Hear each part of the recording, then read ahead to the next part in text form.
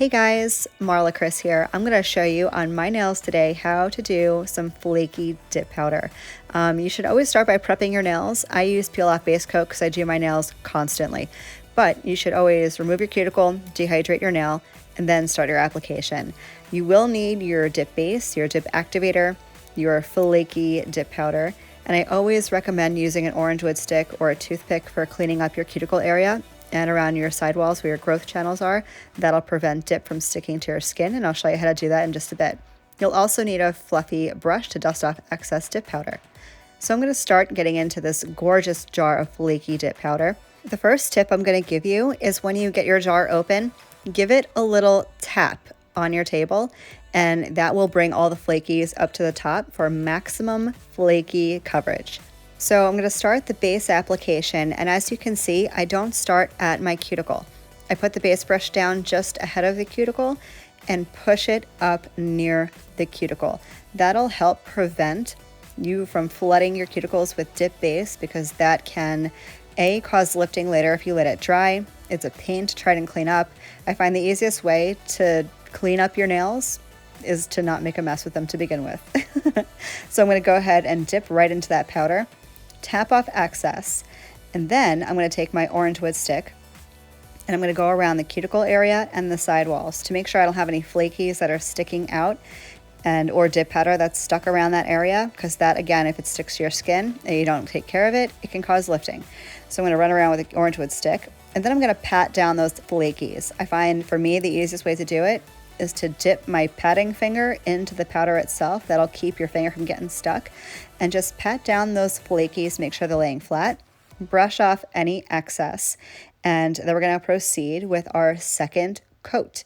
This is a personal preference. I prefer to do 2 dips of color followed by a dip of clear, but depending on how you like your nails, if you like them thinner or thicker, or if they're longer or shorter, you can do as many or as few dips as you like. So I am going in now with the second coat. I don't know if you can see well on camera, but when I take my base brush out of the bottle, one side I wipe clean, the other side I wipe halfway. So I have a little bead of base just at the tip of the brush.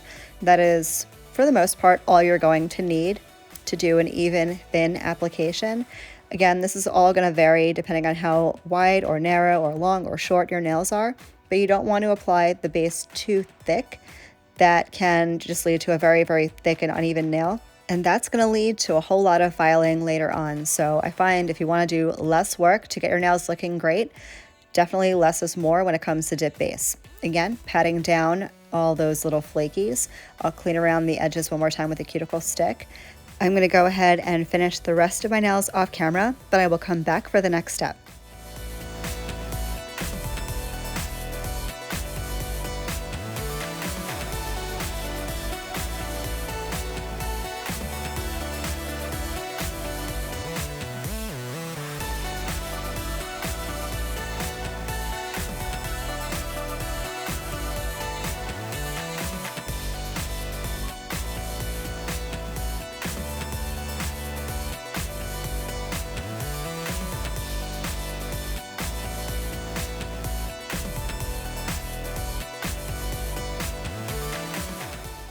As you guys can see, I did finish all my nails off camera. I'm going to go in with my activator now, and I like to do 2 coats of activator. It's a personal preference thing. I have had issues in the past, not with Virgo and Gem, but with some other products, where the nails just wouldn't cure with 1 layer. And this can also depend on how many layers, how thick you're making your layers. But I find 2 coats of activator to be my perfect number. That'll vary from person to person. You may only need 1. Some of you may need 3. You can't over activate. This is the agent that dries your base and your top coat.